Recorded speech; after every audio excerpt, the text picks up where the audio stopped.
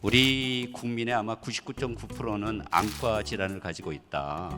안과요? 예, 자기 자신을 직시하고 정면을 바라보기보다는 남이 무엇을 하고 있는지 곁눈질을 너무 많이 하다 보니까 눈동자가 좀 돌아간 것 아닌가. 쟤보다 더 행복해야 돼. 저 나라 사람보다 더 행복해야 돼. 이게 행복하지 않은 사람들의 특징이거든요. 마치 우리 월드컵 축구 예선 하게 되면 마지막에 경우의 수를 따지게 돼요. 그래서 우리가 이기는 게 중요한 게 아니고 우리랑 지금 같은 시간대에 플레이하고 있는 저 나라가 몇 골 차로 져야 되고, 그래서 자력으로는 힘들고 이런 게 되는데요.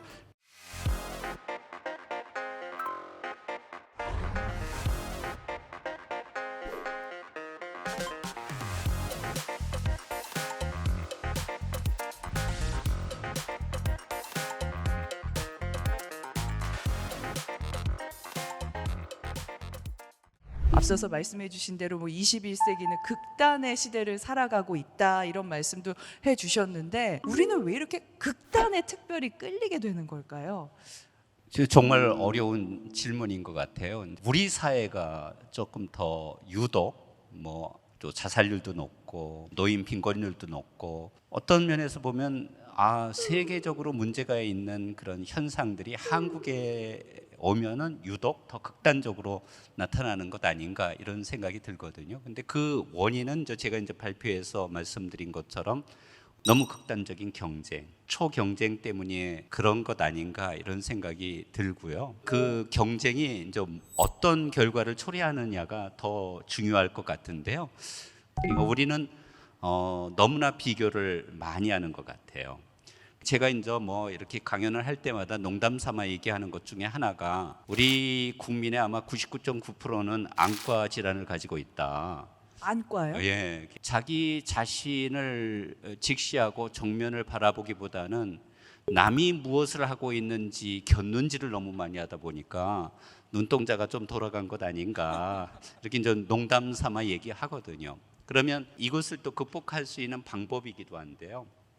어떤 일을 할 때 이 정도면 충분해 이렇게 이야기할 수 있는 게 있어야 되거든요. 예. 근데 이제 심리학자들이 연구한 것 중에 하나가 연봉이 많으면 많아질수록 예를 들자면 우리는 행복감도 똑같이 비례해서 증대한다고 생각하지만 사실은 어느 수준에 이르면 그 물질적 부와 행복감한 거는 별로 관계가 없거든요. 그러니까 자기 자신의 삶을 조금 성찰하고 돌아볼 수 있는 여유를 가지면 아마 이렇게 극단으로 흐를 수 있는 가능성도 좀 줄어들 텐데 그러지 못하다 보니까 우리 사회가 좀 극단으로 치우치고 있는 것 아닌가 이런 생각을 해봅니다. 네. 그러니까 지금 극단 이야기 해주셨는데 사실 이게 균형이 참 중요하거든요. 오늘 이 교수님께서는 철학적으로 이제 균형에 대해서 풀어주셨다면은 최 교수님께 또 질문을 드리고 싶어요. 이렇게 정말 균형 있는 우리 삶을 위해서 균형에 대해서 좀 심리학적으로 풀어주신다면은 어떻게 이야기를 해주실 수 있을까요? 좀 어려운 질문일 것 같긴 한데요. 굉장히 어려운 질문인데, 그러니까 자기에 대한 과도한 확신이 그 균형을 잡는 데 굉장히 어려움을 준다고 생각을 하거든요. 자기가 옳다, 또 자기가 특별하다 이런 생각들이 우리로 하여금 타인의 생각을 좀 받아들이지 못하게 만드는 그런 경향이 있는데, 사실은 지금 사회가 그렇게 우리를 부추기고 있는 것 같아요. 너는 너의 목소리를 가지고 있어야 된다. 그러니까 그게 좋은 사실은 메시지인데 교수님 말씀처럼 이게 약간 극단화되면서 자기의 생각에는 오류가 없다라는 어떤 그런 방향으로 흐르면서 타협이 불가능해지는 그런 세상이 되지 않나. 그리고 또 하나는 물론 각자는 자기가 주연이긴 하지만 누구를 위한 조연일 수도 있다라는 생각을 섬기거나 이런 생각도 우리가 가끔 했으면 좋겠는데 모두가 주연이다 보니까 주연끼리는 이고가 부딪힐 수밖에 없는 것 같아요. 저도 그렇게 사니까 제가 이렇게 할 얘기는 아닌데 너무너무 어려운 일인 것 같습니다. 그러니까 오늘 두 교수님 말씀 들으면서 저도 이런 말을 아이에게 나는 과연 했나? 나에게 과연 했나? 이런 생각을 하게 됐어요. 그러면서 이제 이런 현대 사회를 살아가고 있는 이 한국, 특히나 대한민국 사회에서 행복 지수 이렇게 좀 수치로 나타내는 이 경향도 조금 최 교수님 조금 이게 좀 불필요하지 않을까 생각도 들어요. 네, 저는 사실 이게 순기능보다 역기능이 좀 많다고 생각을 하는데요. 아까 제가 행복을 재는 방법이 하나가 아니라고 말씀을 드렸잖아요. 근데 우리는 유일한 랭킹이 하나가 있다고 생각하는 것 같아요.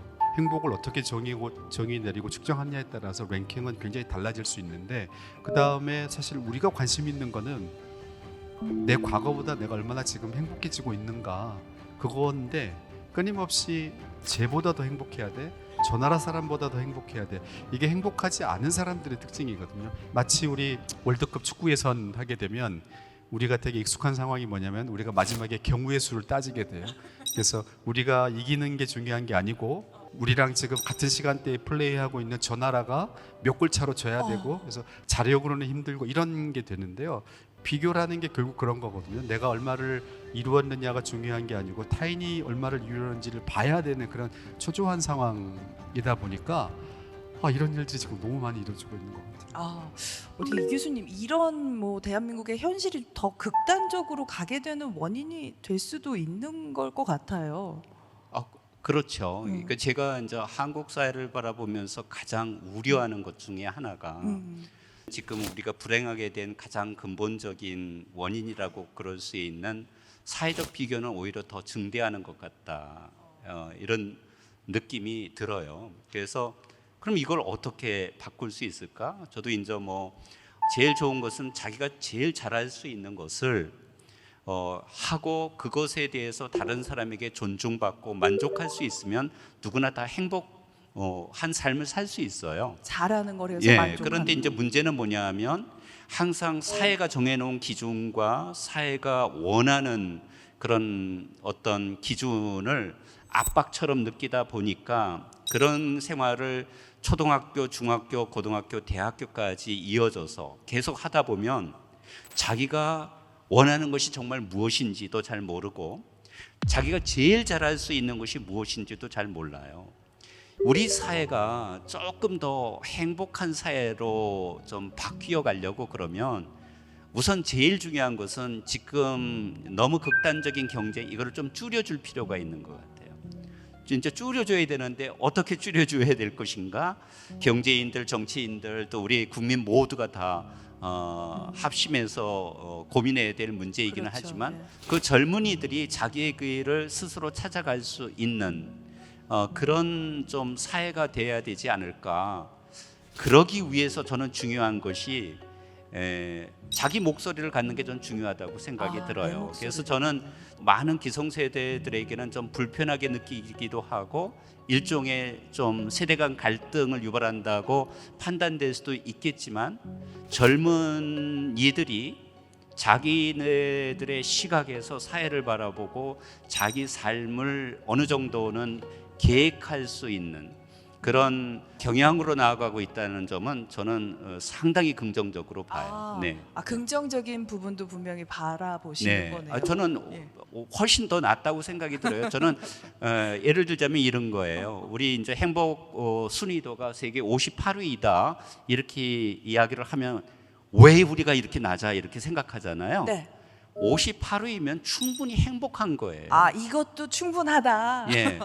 근데 일본에서는 요번에도 예컨대 몇 노벨상 명이 수상자가 나왔다. 나오고 전체 누적 뭐 노벨상 수상자 수가 뭐 40명을 넘었는데 우리나라는 도대체 뭐 한 거야 이렇게 이야기를 하는데 우리나라의 고등교육이 도입이 돼서 이렇게 짧은 시간에 지금 선진국 대열에 발전하고 진입했다는 것은 자랑스럽게 여겨야 돼요. 근데 여기에서도 우리가 이만큼 했어 그러면 좀 자부심을 느끼고 행복해야 되는데 우리는 또 곁눈질해요. 곁눈질해가지고 쟤네들보다 우리가 못하잖아.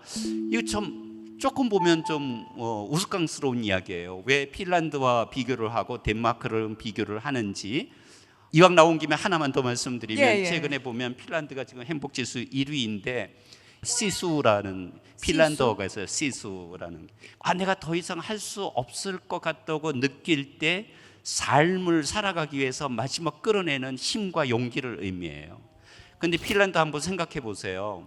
옆에 스웨덴의 지배를 엄청나게 오랫동안 받았고 지금도 1000몇백 킬로미터에 달할 정도로 러시아랑 국경을 마주하고 있고, 그럼 우리는 되게 불안하고 그럴 것 같은데 이 사람들의 태도는 뭐냐면 우리가 이런 공경에 처했다고 하더라도 우리는 이걸 충분히 이겨낼 수 있어라는 스토아적인 이런 정신적 태도가 있는 거거든요. 포인트는 뭐냐면 비교를 안 해요.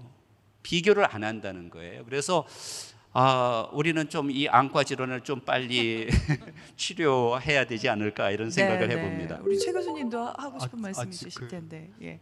지금 말씀하신 게 뭐 100% 동의를 하고요. 근데 그 약간 이제 균형을 우리가 또 잡아야 되니까, 그러니까 자기가 원하는 걸 하고 자기가 원하는 걸 알고 이거 굉장히 중요한데, 사실 이 문제가 저한테 완벽하게 해결이 됐나, 제 스스로에게, 그리고 언제쯤 해결이 됐나 이렇게 질문을 던져보면 아직도 진행형이다라는 생각이 들거든요.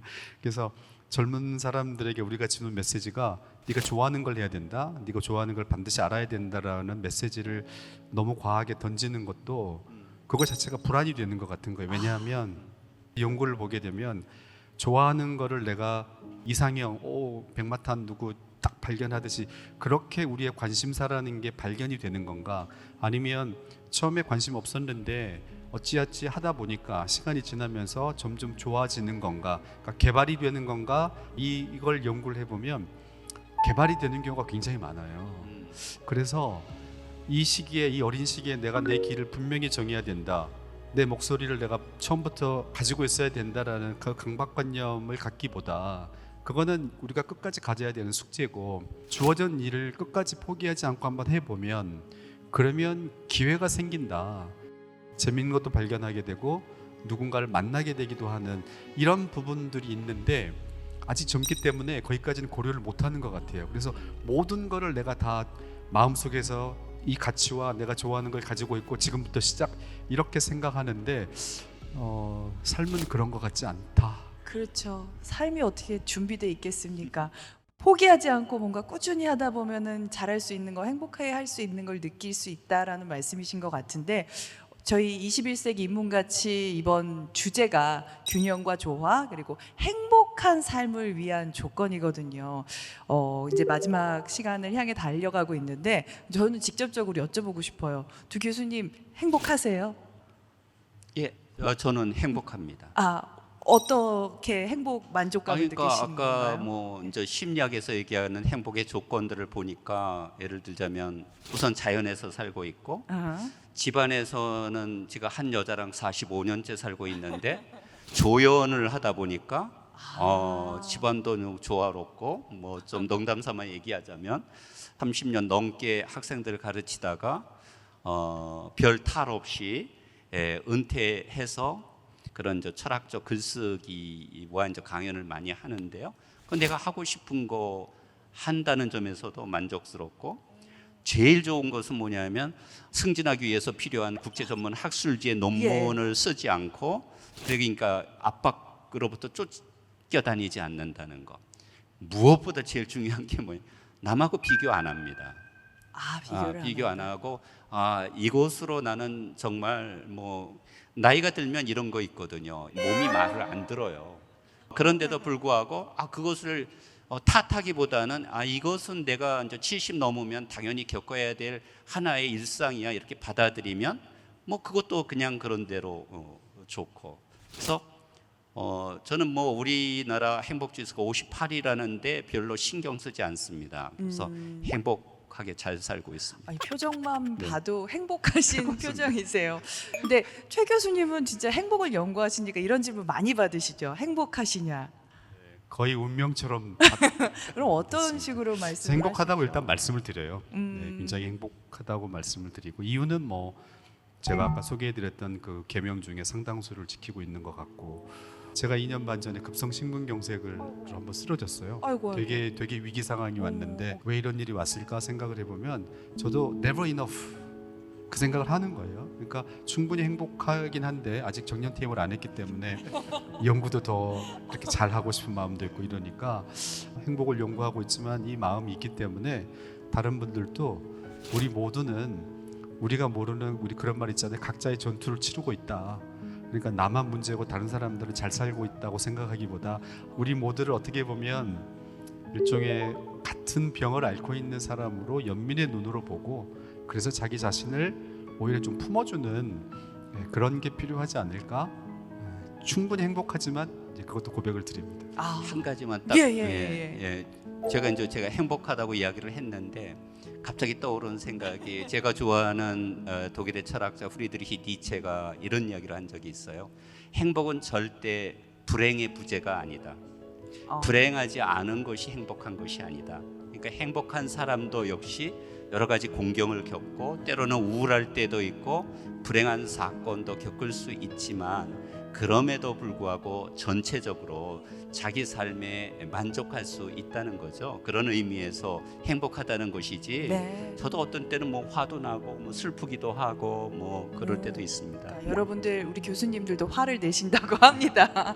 네, 저희 그러면 끝으로 우리 함께 하시는 분들에게 행복해질 수 있는 뭐 가벼운 실천 방법, 그냥 간단한 실천 방법 하나씩만 말씀해 주시면서 마무리를 하면 좋을 것 같아요. 뭐 우리 저 해볼까요? 먼저 할까요? 예.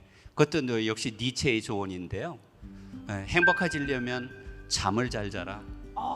예. 저 개인적으로는 지금도 잠을 잘 때 내일 아침에 제가 내려서 먹는 커피의 향기를 머릿속에서 상상하면 잠을 잘 자요.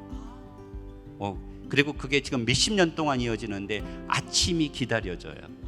그래서 잠을 잘 주무시면 행복해지실 방법이 아닐까 이런 생각을 해봅니다. 정말 진리네요. 네. 네, 저는 개인적으로는 운동을 적극 추천합니다. 네. 한 번도 아프시기도 뇌를- 하셨으니까. 예.